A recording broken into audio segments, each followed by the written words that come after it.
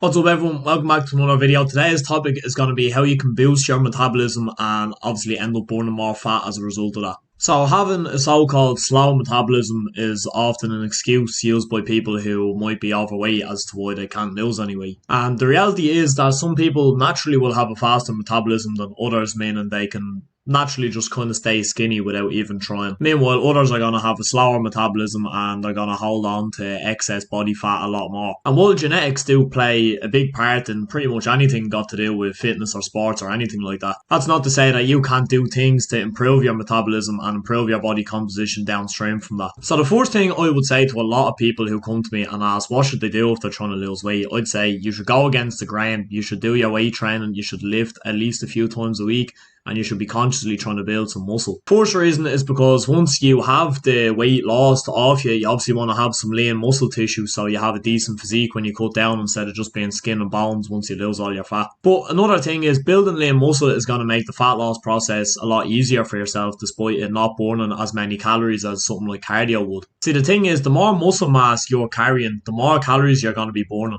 This is basically what it means to boost your metabolism. And as I said before, this is why, in my opinion, everybody should be doing weight training. And you should be lifting even if your goal is only fat loss. If you're not concerned about building big muscles or anything like that, you should still be lifting to improve your bone structure and to improve your fat loss. And the reason that building more muscle tissue is going to boost your metabolism is that muscle mass is more metabolically active than fat is. So let's take a 90 kg individual just as an example. So say there's someone who's 90 kg, predominantly muscle, pretty low body fat levels. Their metabolism or their basal metabolic rate is going to be a lot higher than someone of the same weight, so another 90 kg individual whose weight is predominantly made up of more body fat and they might not be carrying as much muscle mass as the other person. So what it means basically to have a higher metabolism, that 90 kg person who carries more muscle mass, even if the two people were bedbound all day, let's say they slept for 24 hours straight, the person with more muscle mass, even though they're the same body weight overall, would burn more calories throughout the day than the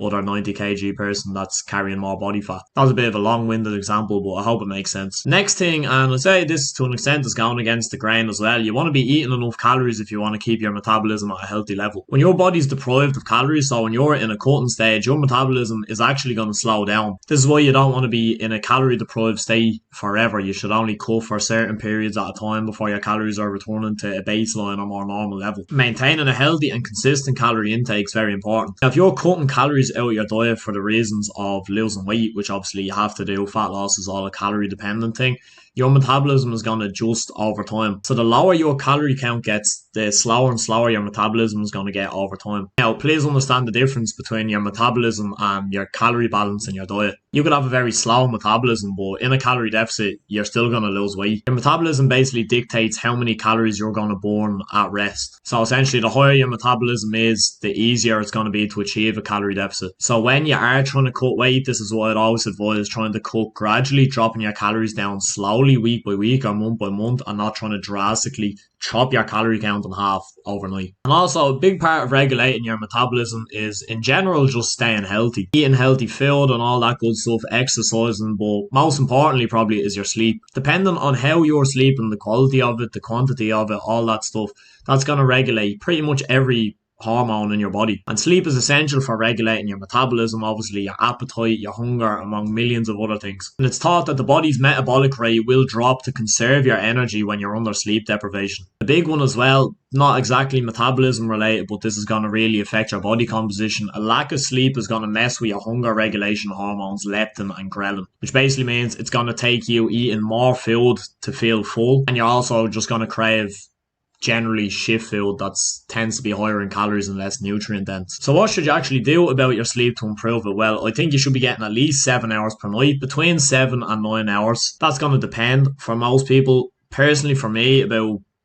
between 7 and 8 is pretty ideal for me, but if I'm sleeping much longer than that, I always find myself quite groggy and it actually feels like I've underslept when I have overslept. So between 7 and 8 is perfect for me, but it's slightly different for everyone, so mess around with it yourself, find out what works best for you. And probably Even more important than how much you're sleeping overall is getting a consistent schedule so you're regulating the circadian rhythm in your body. Try your best to keep the same sleep and wake time all week where you can. That includes the weekends too. It's not always going to be feasible, but that's what you should aim for at least 5 or 6 nights of the week. And just a quick one there wrapped up. It's been a while since the last video I made, so hopefully going to start hopping on making about 2 YouTube videos a week and going more into some long form stuff.